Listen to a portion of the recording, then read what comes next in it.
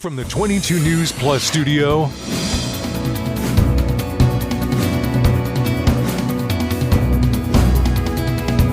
this is 22 News in Focus with Patrick Berry.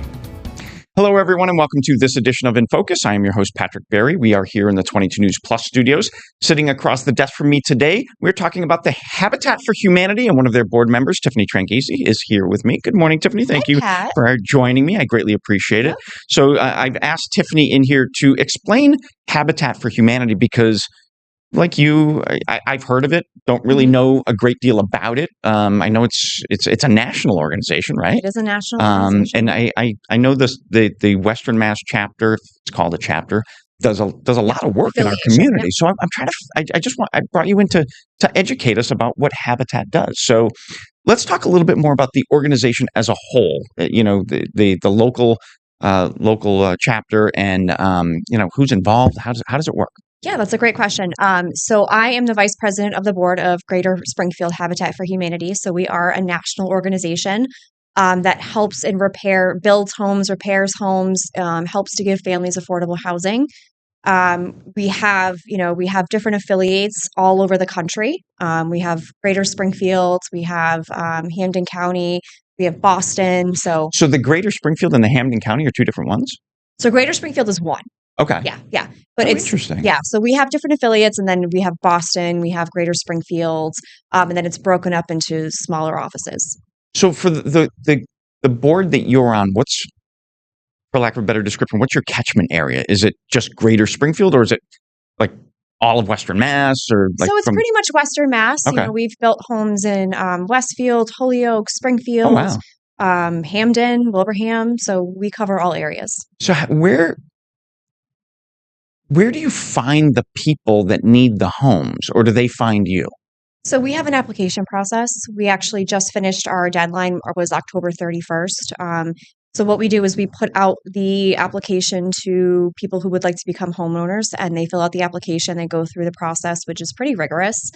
We do a full background check. We go through their finances to make sure they would be eligible and they would meet the income requirements for it.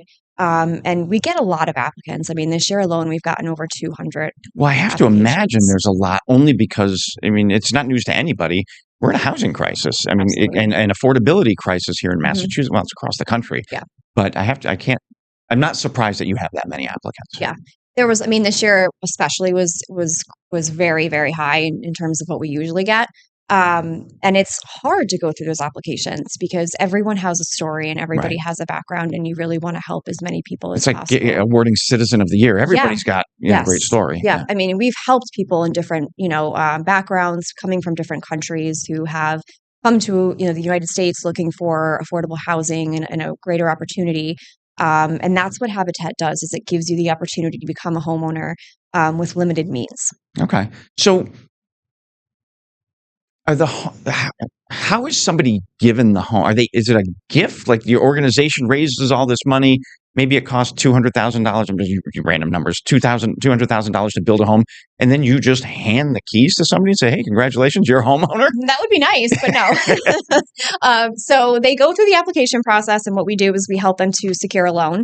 And we take out a portion of that loan. Habitat for Humanity will take out a small mortgage, and the homeowner will pay us for the mortgage. Oh, okay. Yeah. So it's sort of like a joint effort. It is. Between multiple entities to ensure that people have a home. Absolutely. So now, who are some of the partners that you work with here in Greater Springfield area? So we work with different banks that help us secure the financing. We work with Munson Savings Bank quite a bit. They help us secure the financing. They help us out with a lot of our funding.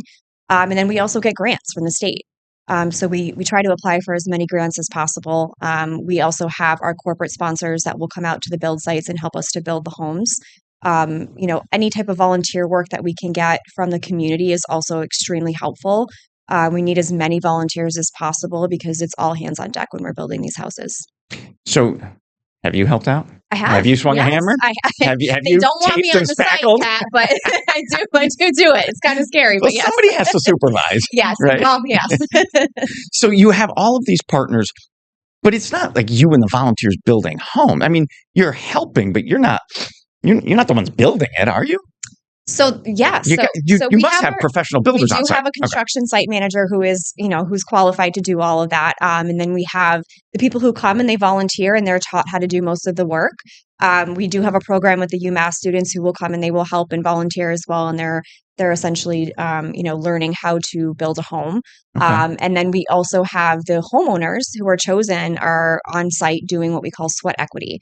So they help to contribute to the build of their home. They have to do a certain amount of hours and they have to help build to their home. And when you're going through the application process, that's all part of it. The person applying or the family applying has to be able to commit to the time. Absolutely. Yeah. Yeah. So how long is that process from application to determining who gets a home? So once we go through the applications, our executive director, Amy Giroux, will bring, some of the most outstanding applications that she thinks are probably in the running. And so we, as a board, will review the applications and we will choose the family that we think is appropriate for the home. That probably takes about 2 to 3 months to choose the applicants. And Wow. then from there, depending on if we have a build site, or that could take up to a year. Holy smokes. Mhm. That's a long process. It is, yeah. And we still have plenty more to talk about, but we are up on our first commercial break, so we'll be right back after this. This is 22 News in Focus with Patrick Berry.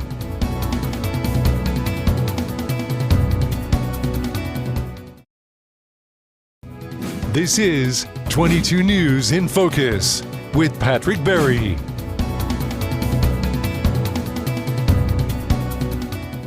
Welcome back, everyone, to this edition of InFocus. I'm your host, Patrick Berry, and today we are talking Habitat for Humanity. Tiffany Tranghese is across the desk from me today. She's a board member with the Springfield Habitat for Humanity. Tiffany, what's the history of Habitat? How long has it been around? Habitat started I believe in 1976 in Georgia. Okay. Yeah. Oh, all right. Yeah. So it's been around 50 years. Yeah, it's been around for a really long time. President Carter was a big supporter of Habitat for Humanity, which is really what put it on the map. But it was really just to help families who didn't have access to affordable housing get started in life. And as we said in the earlier portion of this, we're in a housing crisis here in Massachusetts, and affordable housing is a hot button even at the State House. So this helps people get a home. But what is so important about people having a home? Why don't they just find an apartment or what's so important about a home? So it's not so much just the home, but a safe home. Okay. Right? A lot of the families that we're placing in these newer homes, the environment that they're living in isn't habitable. So what's happening is they're in these houses with 4 kids and there's 2 bedrooms, right? Right. So set up almost like a tight quarters, yeah. One bath, right. And there could be mold all over the apartment. So some of the conditions of the housing that they're living in isn't safe for them to be in. So by placing them in a Habitat house, they now have access to, a safe house, not in need of repairs, and that they can raise their family in. Well, and it's interesting because I also feel, and I might be wrong with this, but homeownership also brings a sense of civic pride. So I'm invested in this piece of property. I'm paying taxes. I'm working in the community. My kids are going to school in the community. They're doing after-school activities, whatever it might be. So you're a little bit more invested in it just because you own property, right? And those taxes do something versus apartment dwellers. I mean, I'm not saying apartment dwellers aren't community involved. Mm-hmm. I just think having a home, owning a home adds that extra element.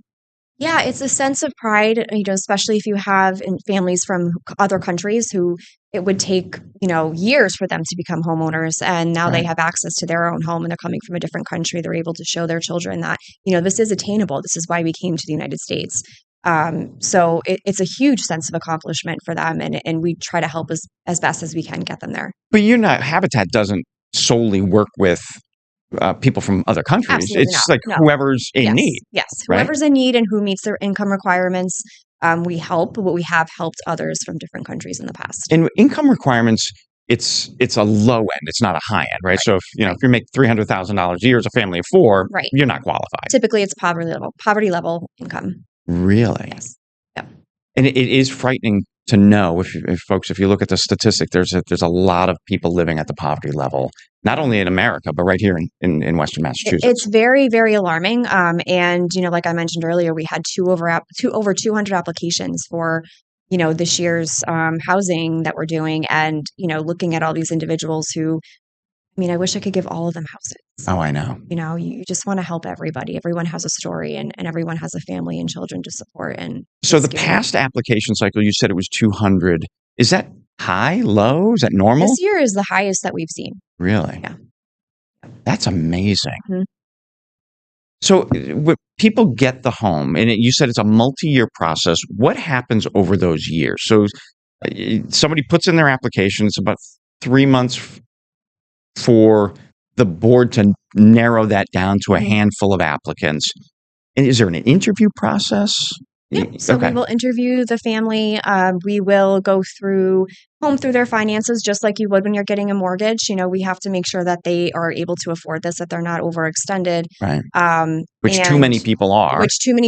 Right. And we will also help with giving financial advice. So we'll say, okay, here's, this might not be the right time, but here's what you should do moving forward.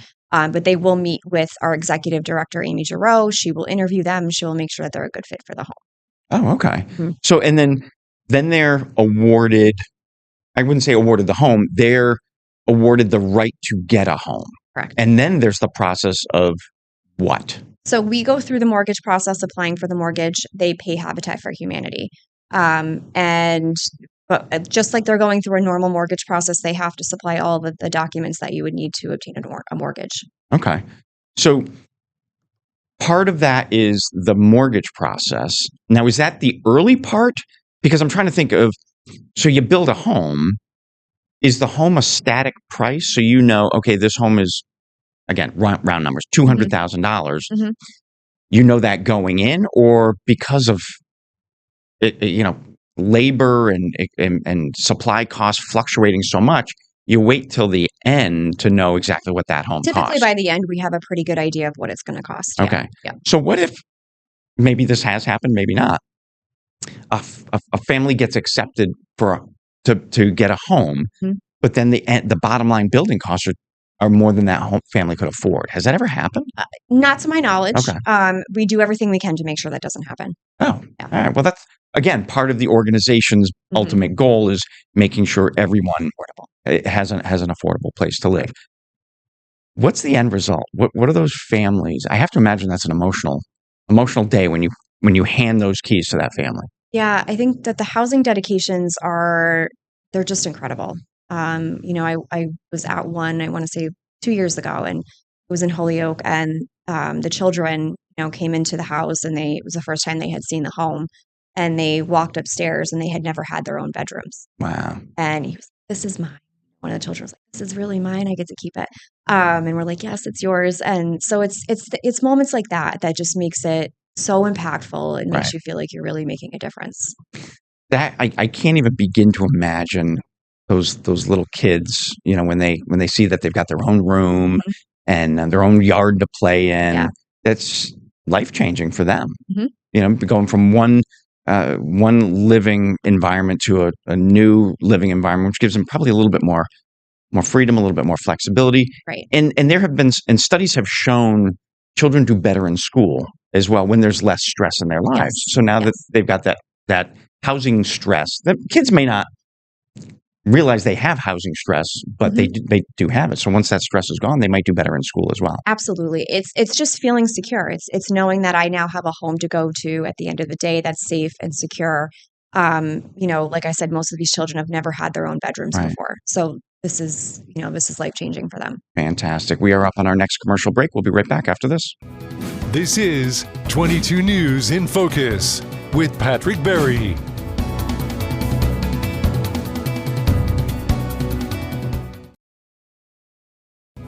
This is 22 News in Focus with Patrick Berry.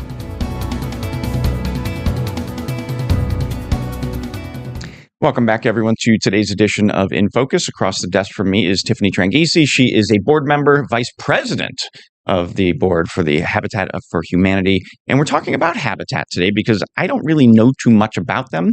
Maybe you do, but I really didn't, which is why Tiffany's in the hot seat today.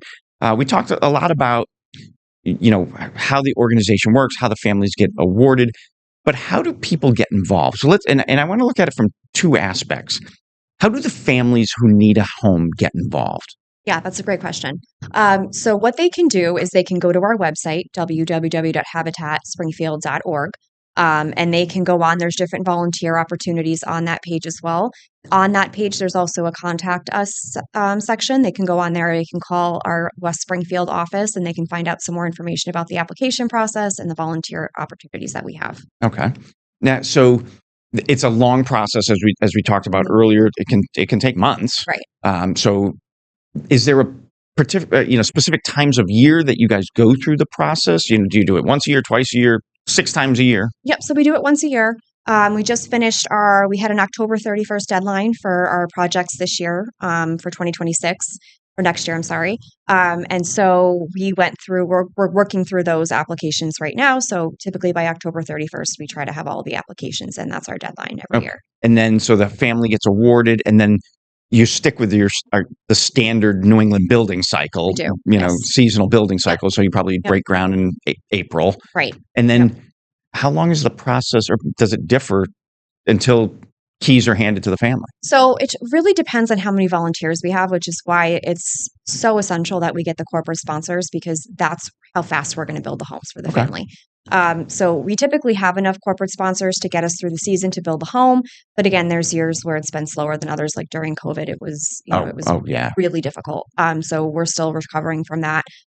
So we do our very best to fill all those corporate sponsorship spots so that we can get as many people on the sites to help us build as possible.